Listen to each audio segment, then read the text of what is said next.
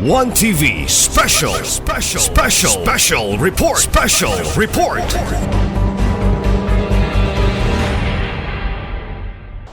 Sa executive, Mr. Chair, Madam Chair. Oo, I think nabutang siya sa 20% ni Mayor Cha. Oo.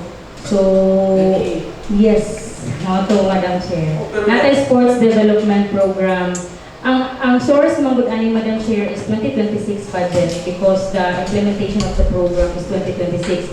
Me as LYDO is acting as a sports coordinator or pickleball tournament coordinator lang that time. But again, rest assured, the concern of the Honorable Tampuog nga ang atong kabatanunan, ang atong kabarangayan ang makabenepisyo. Again, rest assured na ang Local Youth Development Office nagalinya na ang mga clinic, sports clinic, meaning to say na ay listahan na sa mga sports na ato ang i-introduce sa ato ang mga katauhan sa Tudela para magtuon sila. Mangita ta og mga expert ng mga trainers, mga coaches, just like sa una nga ani nga year nakapaklinik ta og tennis, nakapaklinik po ta og volleyball. Gumikan sa kagamay sa atong budget mo ito nga duha lang po ato ang napatudlo or napahatag sa mga kabatanunan, but next year with the allocation ni Mayor Cha, siguro mapadaghan pa nato ang ato ang mga sports clinic next year, and after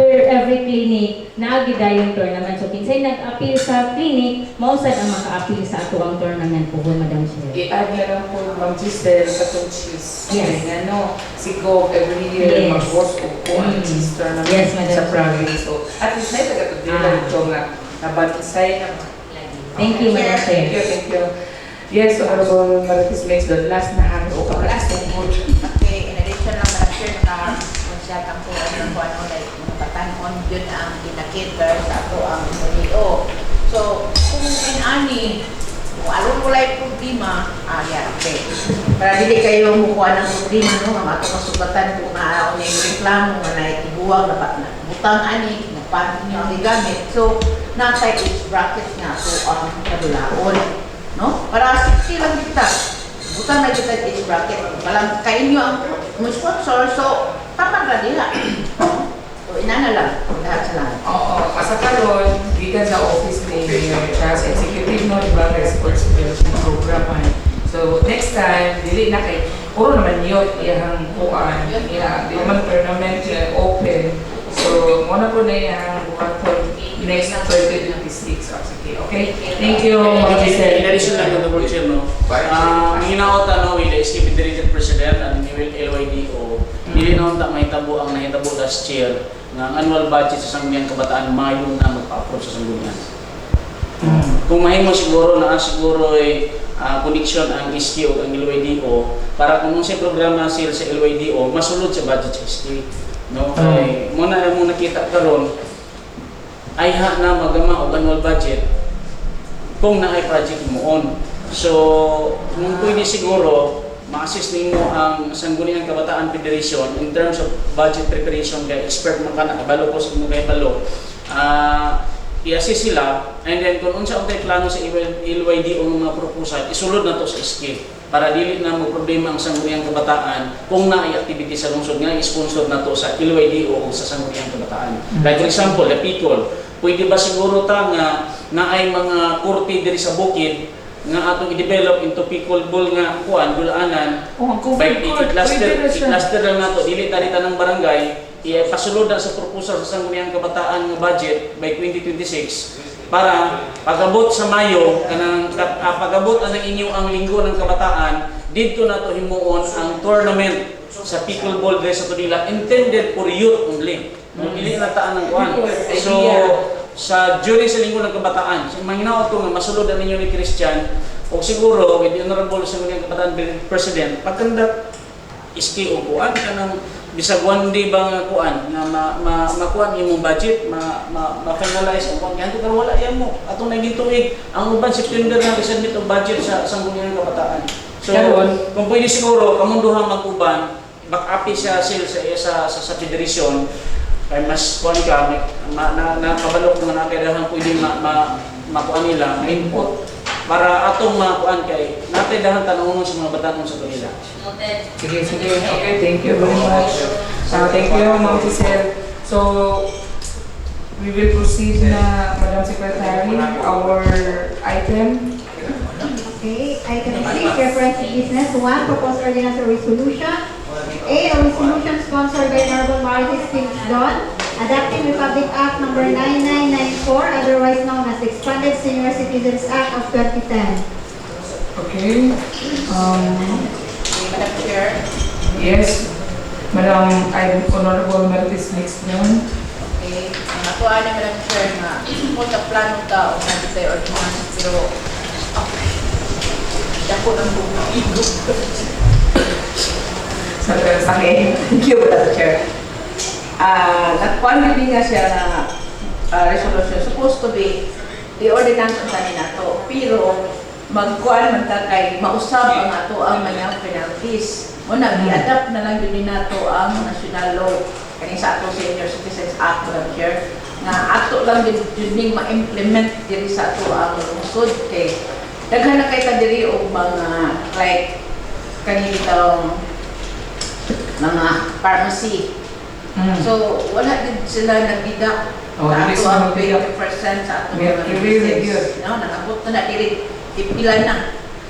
Naala ko ta diri ka ng mga dagko na ng mga establishment like ang kaning 7-Eleven na kay card matag sila. Pero kaning ato mga groceries din sa ato ang anang town area, wala din na sila apply niya. So, kinahanglan na yun siguro, Madam Chair. In time na karon na makahibalog yun sila o kung sa po'y mga privileges na mahatag sa ato ang di mahatag o ila yun na, no? Pribileyo na sa senior citizen o sa mga PWDs. Natagaan yun sila kung mamalit sila do 5% kami na Madam Chair. Dako na kain na. Tanong nga po, ninaas sila ilang kaugalingong linya ba nga ma-serve na yun sa dili kay malikuson o binarog dito ginuwat kanos na sila ma-serve. No, sabi mga tiguang na sila, nga special na ba na kinahanglan na ba sila special care na ning uban nga mga tiguang robust yung adto sa ilang lugar. So kana lang Madam Chair, I move for the approval of this one, Madam Chair. Okay, is there any comments from the body regarding the proposal of Honorable? Madam Chair. Yes, Honorable Bin Lagi. This is not a Madam Chair. The only is comments na lang gamay with regards sa proposal sa adoption of Republic Act number 994, otherwise known as Expanded Senior Citizens Act. Madam Chair, gwapo na mga move, Madam Chair, but ato lang pong pasanton, even the national, Madam Chair, even the mercury drugs of any establishment nga dagko sa Osamis City, Madam Chair, wala nagtugot sa tanan, even ang Gaisano wala nagtugot sa tanan commodities nga naay discount. Tagalon, Groceries naman. groceries. Dayon, basin o muabot, yes, Madam Chair, aron with kuan lang po basin o mapasabot ra po sa atong committee chair nga if ever ato ning mapasar ang adoption, Madam Chair, nga dili gyud tanan kay mahimo po ning abuse kay ang usa ka PWD o usa ka senior citizen magmerkado ipadala pud tanan unya ba ana bitaw ipadala mo palit sa tindahan ipadala tanan para nga na-discount dili man gyud siya mahitabo. So pipila lang ang itong kapilaray ko. So at least mga dili mabutang sa unahon sa itong kaigsuunan ng mga senior citizen nga kung ma-approve ni nga ang tanan nilang palaliton magdanay discount kay pinili ra yung even sa promise. Salamat nga basin ipasabot ni sa ato committee chair para na okay. Thank you, Honorable Bin Lagi. Yes, Madam Honorable Mix, please give a specific explanation regarding sa aning pag-amend na to sa Republic Act about senior citizens. Okay, Madam Chair, thank you. Okay. Ang ako ani, Madam Chair, for the kanang mga medicines, Kaya meron na sila nga to pa na is 50% dila siya no automatic. Even cards sa lang gani dili na kita mas galalala sa imuhang mag-book. With description. Oh, with this Doctor prescription. ihatag nimo kadto siya. Kani sa ato ang mga supermarket, dili gyud ka nakinahanglan ta atong green. Oh, green nga booklet. Green natay red and green. Booklet. Oh. Ikaduha po, dili gyud na pwede nga tanan makapadala kay ang usa ka senior citizen o PWD nga naa sa May ID. ito, na ID. Mo- Ano na siya og 65 pesos a week. O kung iya na tong magamit, dili na gid na siya makakuha pa ito. Sa kapila pa na siya ng grocery. So dili gid na ingon nga maabuso, no? Kay mao ra man gid na niya 5% na sa iyang kanang Location. opinion. Pinili po, dili po na tanan nga commodities na pwedeng bidakan o kanang PWD or Ilang mga gipamalit. Naana na sila yung nakakuha na nga unsa na ang maapilang dito unsay dili. Like kanang gatas, mga karne, makakuha na sila ana og 5%. Kung katong mga uban, dili na siya pwede. Inaana na siya sa uban. Ano na naka-rely na diya unsay mga makuha ra. Pero kuha na nga 65 pesos na gid na ang makuha every week. So i-times kung daga na i-times ko ra nato di na na. So dili Para na nila sa PWD o senior citizen. pero kanang sa market, Madam Chair, Kana sa market. wala dili kay taan na makapigos nila. Pero wala may So big establishment lang ang imo ang i-target ane. Kana ng mga business establishment na dagko man ilang mga resibo. Makuan dito mauli ra man din na. Kaya naman sa Ruano. Ma- Ana sa Hinson, ani ani RNR. Kaya sa po naman yung grocery. Ang wala na Madam Chair na whatever madidang sa panahon senior citizen, mabalik naman na sila pero sa ilang resibo. Dili ko na ingon nga i-libre sa ilahan dito, dili na kinahanglan nga kay senior ka, patasan ang imuhang presyo kay mag-minus me kay di ba mo pala sa garag pinaway sa paagi dili na kay kana sa lang resibo ini ano na ana nila balik ka na sa ilaha kay kung ano na sa gobyerno nani process ana na Kaya mga restaurant, no? so inana na nga Madam Chair. Madam Chair. Sige, thank you, Honorable Mr. Okay? In addition, Madam Chair, katong line sa PWD or senior citizen, bago po ito, Madam Chair, kay sa akong namatikdan sa ato ang establishment sa Tudela, kung ay senior, maglinya yun sa atong dili senior ba? At least, mandated yun, Madam Chair, nga all establishment na nila, o priority senior list, citizen. or senior citizen at PWD. So, thank you kayo sa sponsor, Madam Chair. It helps a lot Okay. to our mga disabled and senior citizen. Thank you. Okay, thank you. So, ini motion. It is amenable for everybody. Kung saan, okay na mo. Any other violent reaction? Madam Chair. Yes, okay. In addition, Honorable Chair, i-adapt na ito dili ang Senior Citizens Act of 2010. Mandatory yun na siya base sa national law, no? So, i-adapt man na ito ni dili dire, but for the record lang siguro, nga nata-adoption sa national law sa senior citizen, kaya musugot sa dili, mandated yun na, no? Oh, mandated supposedly. Pero dili nila strictly di pagdawa. Dapat unta nakatay si parit nga local ordinance kadtong dili applicable katong wala sa like for example no highly urbanized cities and municipalities na sila si parit nga ordinance sa senior citizen tungod kay naghatag man sila og additional incentive sa mga senior citizen. So sa ato nila dili nato kaya subot dili ta pwede magagama og separate nga ordinance locally intended for today lang ang mga senior citizen tungod kay dili man ta maka-provide og additional incentive sa mga senior citizen. Mo na nga kini kung nagingon i-adapt na to dili, that is a mandatory law, national law man na siya. No, pero for the record lang nga naatay adoption ani nga Yes, for national law. effectivity siguro kung meron Wala may problema ng effectivity kay pagpasa sa balaod sa national automatic effect ang balaod. ang implementation sa mga Ngunit ang establishment, galing nga tagaan na to copy ang establishment ani kay pagpasa sa balaod sa national automatic ni epekto ang balaod sa national. supposedly. Ang lang ni tagaan na to ang mga business establishment ani kung naay separate nga na section diri nga local siyang ordinance nga local autonomy nga gimanduan na to ang tanang kuan nga muna magkanto. Pero wala man, so adoption ba kita mahitabo, pero in effect ani nga national law pagama sa atong 2010 automatic ni epekto ang balaod. Oh. So, Honorable Mix doon. Ang samay mo ang... Okay ra gyud adapt na to, pero for the record na lang. Okay. So, Madam Chair, Yes. Bye. Before, yes, Honorable Idusma. Okay. What is your suggestion?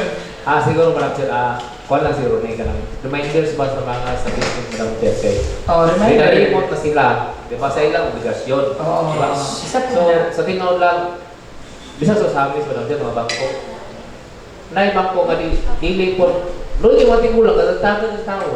May dakong po delay, wala na sunod, di ba? So, siguro, kung mahimong ma-appeal, di ba? Madala better, sa pulan bang Madam Chair, subayan ng pagpagpagdaghan ng tao sa nanbang. Di ka Matataga o sa amin sa amin. So, ano, Madam Chair ba? So, sa tuwa lang, Sa to dire will see Ano lang? na mga nalaman. ikaw lang sila, Event center. hindi, remind lang sila ng mga ilang obligasyon sa mga senior citizen o sa PWA o sa mga police. Thank you, Madam Chair. Okay, so any motion? Yung Ito kita rin na Okay, Madam Chair, I move for Madam Chair. A resolution adopting this Madam Chair, Join na. Public Act number Join na lang. 9994, otherwise known as the Expanded Senior Citizen Act of 2010, which is strict implementation in our LGU. Jumin na lang. Jumin na lang. Joint Joint resolution. Okay, thank you, Honorable Maritis Mixdon, for the motion regarding the resolution sponsored by your end adopting the Republic Act number 994, otherwise known as the Expanded Senior Citizens Act of 2010. So, the August body will give with a strict implementation for the welfare of our local senior citizen within the municipality of Tudela. So, is there any comments? In addition, Honorable Chair, Yes, in addition. timely siguro maganda pag-inquiry ang committee. Ipatawag na to ang tanang mga parmasya sa Tudela. Nga nung dili sila, kaya mura man yung concern nato sa nila yun. Nga dili mag-avail diri o discount ang senior citizens tambal, magtupag sa amin. So, ato siguro equal lang attention, maganda pag-inquiry ang committee, patawag sila, kung sa ilang rason. Nga nung dili sila, base aning adoption aning or base aning adoption nga national law. Anong dili niya masunod diri, naabay prohibition ng balaod nga kung inanira kadakan yung kapital, dili mo pwede maka-provide or else pwede ra pero wala nila gihatag. So, Yes. kana na siguro, kung man ma-adapt na ito in Honorable Chair, mag-adapt ng inquiry, patawag na itong mga register sa kanila. Kung normal man wala may laing kuhan nga maka-avail uta diri kaya kung mamiliki pa matuto sa amis, that's to na. So, kana lang siguro, Honorable Chair, yung listen sa adoption sa aning ordinance. Yes, okay, thank you. Please take note, Secretariat, for the addition of Honorable Tapuo and also with the Committee Chair on Senior And Citizens Committee on Laws. and the okay. So mag-conduct mo, Committee on Senior Citizens joined with the Committee on Laws. Sige. So, is there any comments pa? Hearing none, motion is approved. Next item, Madam Secretary, please. Number 2, petitions or requests. A letter from the municipal mayor dated December 3, 2025, requesting the August body the passage of a resolution authorizing the local government unit of Tudela to allocate and release the counterpart funds necessary to support the participation of our barangay representatives in the training to be conducted by the provincial government. Okay. Letter B, resolution for legislative action through an MTC Exicom resolution number 26 Last me? I know. Saan eh? Resolution number 5, dated November 26, 2025 to read 1. Reprogramming the 80s funded under the 20% of prior years amounting to 2,114,701.21. And 2. Realignment of PAPs funded under the 20% MPF in CY 2025 amounting to 385,298.79. And number 3, resolution adopting the annual investment program of CY 2025, updated number 4. Okay, daghan man day kay na isa ra lagi. Dahil kung may kopya te. May kopya si Juan. Wala sila yung kopya. Lagi taga mo? Adi ya, kuan sa computer system mo, KPR namin.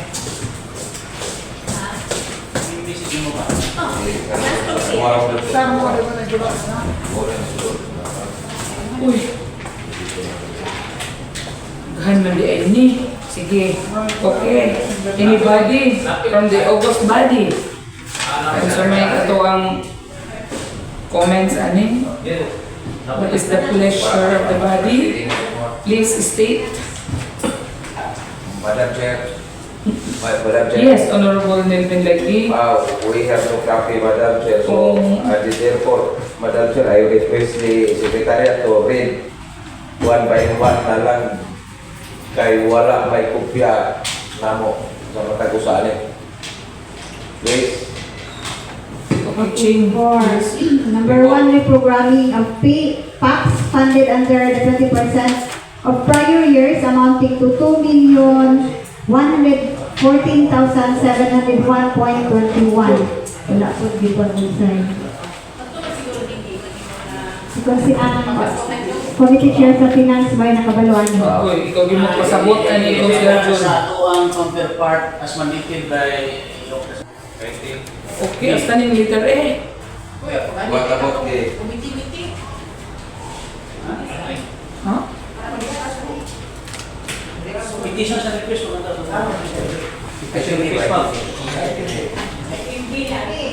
BNB ako gimok na rin siya. Okay, ang letter A. Ang item letter A, please move. Ay, exact. Muna din mo ha, joint result. Okay, thank you. I name Honorable Chair, I move for joint resolution authorizing the Honorable Mayor, pero kinahanglan nga naagid the specific amount aniya sa sekretariat So, saan ang joint? before na to i-draft ang resolution. So, for approve. So, approve. Okay, it has been moved by Honorable Jun Tampo of the 2 items from petitions or requests on joint resolution. The letter A and the letter B be approved on final approval on joint resolution. So, is there any comments? Hearing none, motion is approved. With specific amount, Secretariat before ito mag-finalize ang resolution. So, okay, next item, please. Committee report. Madam Chair. Yes, Madam Chair, Honorable katong i-insertion ko muna pa. Reading ko wala pa. Sige. Sige. Next item, Madam Secretary, please. Yes, committee report. Madam Chair, we have here committee report on finance and land use, committee report number 7/25. Subject, the proposed annual general fund budget and Euro fund budget for CY 2026 are hereby submitted for review, deliberation, and appropriate action. Findings during the committee meeting, the budget officer presented the proposed annual general fund budget and the Euro fund budget for calendar year CY 2026. The details are as follows. The annual general fund budget for CY 2026, total proposed budget 202,633,075, increased from 192,543,756 in CY 2025. Breakdown of appropriations, PS 88,068,551.56 from 87,285,022.36. MOE 61,361,254.69 from 45,145,971.39. Financial expenses, 25,000 from 20,000. Capital outlay, 3,175,000 from 665,000. Total expenses, 202,633,075. And Mutual Fund budget CY 2026, total proposed budget 19 million, increase from 17,500,000 in CY 2025. Breakdown of operations, PS 8,513,322.68 from 7,830,693.80. MOA 7,530,677.32 from 6,337,556.52.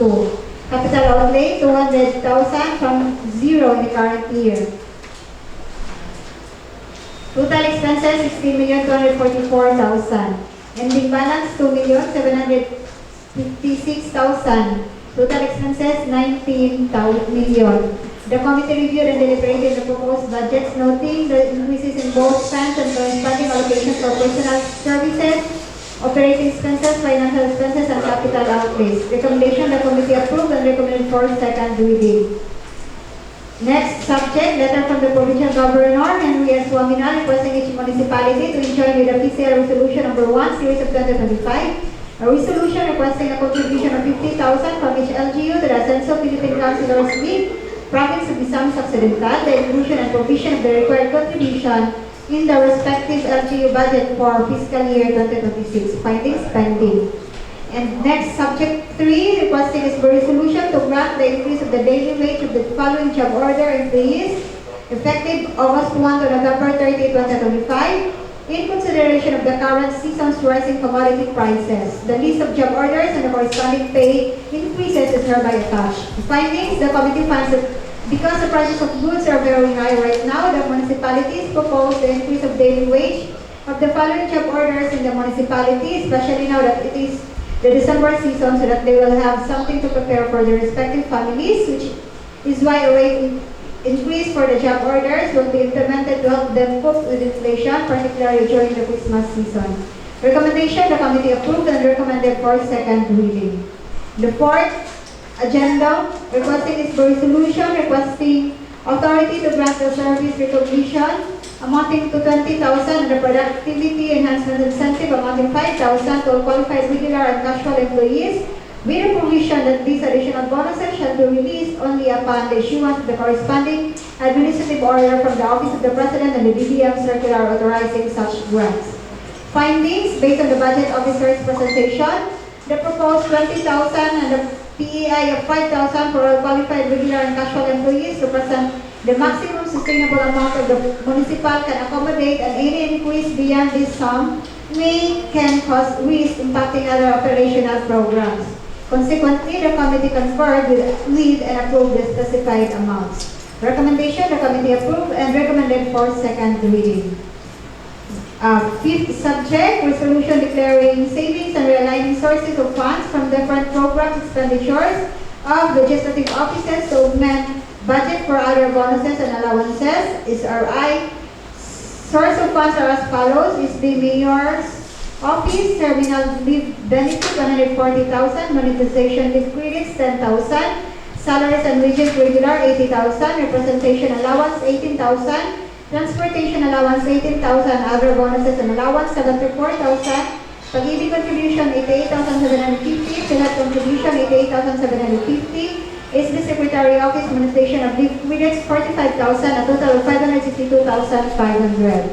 Findings: the committee finds in the presentation a total of 562,500 from the savings of programs and expenditures from the different offices, requesting a resolution declaring that this amount will be augment budget for other bonuses and allowances, service recognition incentives for qualified regular and casual employees on the committee. And the committee agreed on the said purpose to realign the said savings. Recommendation: the committee approved and recommended for second reading. Next subject, letter from the Municipal Mayor dated November 24, 2025, requesting the August body to pass a resolution authorizing the undersigned to enter into a deed of sale with the heirs of Erasmo Palau for the acquisition of their parcel of land located in Tigdok of this municipality. Findings during the committee meeting, the members discussed that the letter request from the municipal mayor requesting approval to pass a resolution authorizing the mayor to enter into a deed of sale with the heirs of Erasmo Palau for the acquisition of their land located at Lawis, Barangay Tigdo. The land in question covers an area of 4.472 hectares, almost 4.5 hectares, consisting of 8 parcels registered under the name of Mr. Erasmo Palau. The committee found, based on investigations and interviews with nearby residents, revealed that the property is currently known and occupied by the Simpsons family, who now reside in the United States. Although the Simpsons family expressed a strong willingness to sell this land area during their recent visit to the Philippines. However, the Simpsons family was unable to provide any legal documents like a deed of sale, establishing their ownership or confirming that they had purchased the land from Mr. Erasmo Palau, despite being the ones paying property taxes. And still, the name of the land title owner was not changed, still in the name of Mr. Erasmo Palau. And that is the big issue on this project, because the family wants to sell the land area to the LGU. Is not the name that appears on the registered land title and which is still registered in the Mr. Palau. Negotiations between the mayor's office and the Palau heirs are still ongoing. This discrepancy in the registered ownership is the primary obstacle to the project's progression. The municipal assessor reported that the Simpsons family values the land at 1 million per hectare. To facilitate the acquisition, the municipality intends to allocate 5 million to cover the purchase price, documentation, processing, and negotiation costs. The committee expressed support for the plan, recognizing its potential benefit to the people of Tudela, as the project is a priority for relocating residents from the flood-prone areas. However, they emphasized the need for strict adherence to legal procedures to avoid future complications. The committee hopes that negotiation between the municipality and the rightful landowners will be successful, ensuring a local and beneficial outcome for all. Recommendation: the committee recommended for second reading for deliberation. Signed and approved by Honorable Tapo Jr., Honorable Parvino III, Honorable Felix Sr., and Honorable Idusma III. Honorable Chair, Yes. Committee Report on Finance, item 1, 3, 4, and 5. Item 2, Honorable Chair, pending paligay. Ako paniglaroon ni Request of Provincial Government 2026 mga po So, item 1, 2, 3, and 5. From committee level to second reading, Honorable Chair, pero with reservation in second reading, Honorable Chair. Honorable Chair. Sa akin lang, ang to is pending. Pending. So 1, 3, 4, 5. 1, 3, 4, 5. Okay, thank you, Honorable Tapo.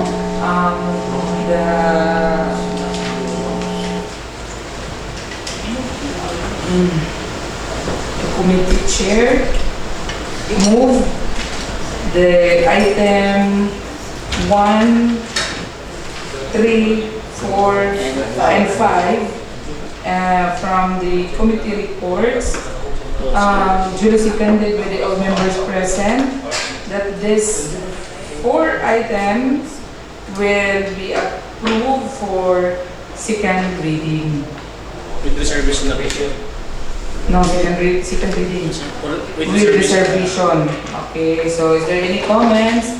Hearing none, motion is approved. Honorable Chair, Yes. committee report on land use instead of Honorable Samuel Proy retired as Chairman of the Committee on Land Use. I move, Honorable Chair, from committee level to second reading for deliberation, Honorable Chair. Okay, thank you. It has been moved by Honorable Tampuo that this item, letter B, number 1. Number 1 of letter B,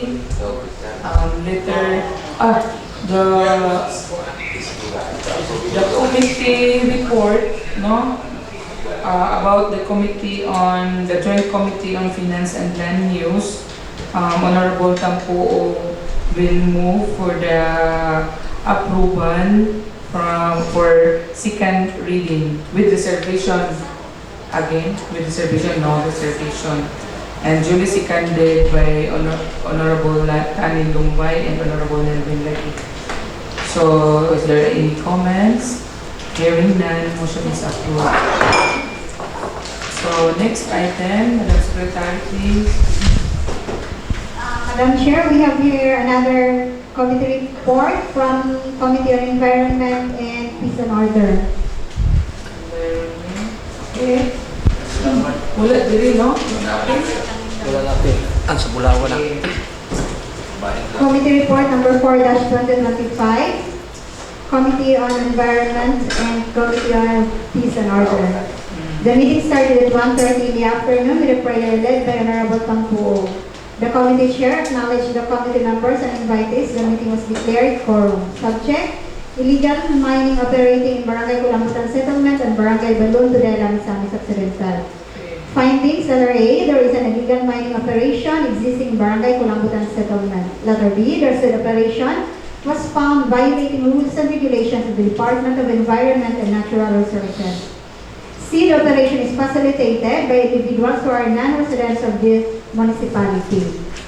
Recommendation A, the barangay officials shall have logbook of information on non-residents coming into their area of responsibilities. Letter B, digging, mining, and treasure hunting operations must have permits from agencies concerned. The meeting was adjourned at exactly 2:30 in the afternoon, signed and approved by Honorable Mixdon, Honorable Buchungan, Honorable Tampuo, the Honorable Tampuo Jr., Honorable Dalais, Honorable Silvilias, and Honorable Paruhino of the Holy. Okay. Okay, Madam Chair. Thank you. Yes, Honorable Marquez. Parang hindi nag-pure instruction to Madam Chair. Yes, oo. Yang ko naman po dito sa lot honor na na-cancel ikan sa iyaha ang katong mga treasure hunting hunters. Gani, ubay-ubay gani yun ay ang buho dito Madam Chair.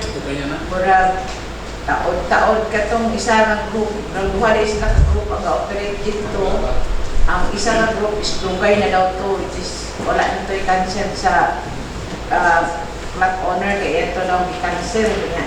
Atong isa yun is Pag-o, which is operated nga dili taga dili sa ato mga yung Tagalog dito Madam Chair, dito na po Tagalog, design na daw to siya.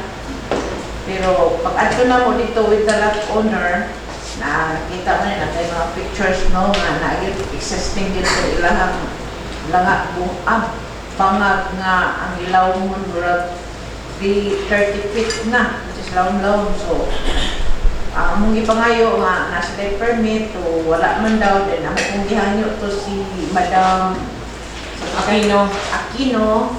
na siya nga nihangyo po siya nato nga iya dili lang daw yun kuan istoryahon sa niya ang katong kasabot na tao within 1 week lang niya ipangayo. So ato mga 1 week so pero hinanan pa-close yun na to ang ilahang pangat atong ipatabunan ba o kahoy lang na wala na yung maka-operate dito. So ato pong giasto ang kanang barangay captain nga ito kung ato-atoon nga tinuod ba dyan nga wala ka-operate.